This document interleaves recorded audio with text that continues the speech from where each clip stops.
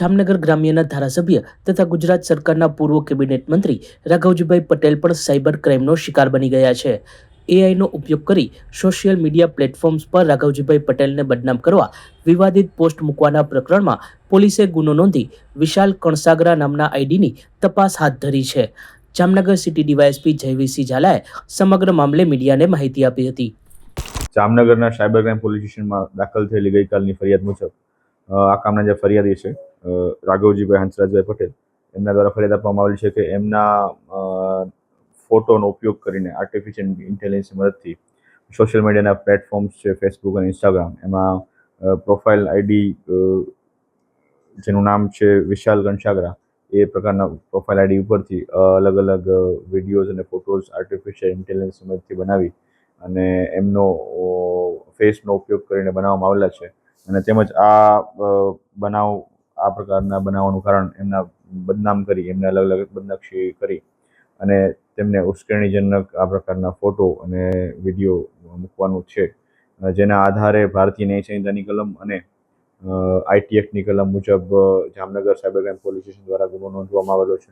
અને આગળની તપાસ કે આ જે આઈડી છે એના ધારક કોણ છે અથવા તો આ પ્રકારનું કૃત્ય કોના દ્વારા કરવામાં આવ્યું છે એની ટેકનિકલ તપાસ હાલ સાયબર ક્રાઇમ પોલીસ સ્ટેશન ચલાવી રહ્યું છે. જી હા, 2 દિવસ અગાઉ આ જ પ્રકારની ફરિયાદ અન્ય એક વ્યક્તિ દ્વારા પણ કરવામાં આવેલી છે. ઉલ્લેખનીય છે કે આ પ્રકરણમાં પોલીસ ફરિયાદ નોંધાયા પછી પણ સોશિયલ મીડિયા પ્લેટફોર્મ પર સંબંધિત આઈડી ઉપર રાઘવજીભાઈને સંબોધતો વિડીયો અપલોડ થયો છે. ત્યારે આ પ્રકરણમાં હવે પોલીસ કેટલી ઝડપથી કાર્યવાહી કરે છે એ જોવાનું રહ્યું. જામનગરમાં મહાનગરપાલિકા દ્વારા પ્રતિબંધિત સિંગલ યુઝ પ્લાસ્ટિકના ઉપયોગ વિરુદ્ધ સ્પેશિયલ ડ્રાઇવ યોજવામાં આવી હતી અને ખાણીપીણીની દુકાનો સહિત વિવિધ વ્યવસાયિક એકમો પર તપાસ કરવામાં આવી હતી, જે અંતર્ગત 78 વેપારી પાસેથી પ્રતિબંધિત પ્લાસ્ટિકનો 35 કિલોનો જથ્થો જપ્ત કરી કુલ ₹36,000નો વહીવટી ચાર્જ વસૂલ કરવામાં આવ્યો હતો. નિયમભંગ કરી ઘાસચારો વેચનારા વેપારીઓ વિરુદ્ધ પણ દંડાત્મક કાર્યવાહી કરવામાં આવી હતી. છોટી કાશી કહેવાતા જામનગરમાં આજે સોનલ બીચ એટલે કે આઈ શ્રી સોનલમાની જયંતિની શ્રદ્ધાપૂર્વક ઉજવણી કરવામાં આવી હતી.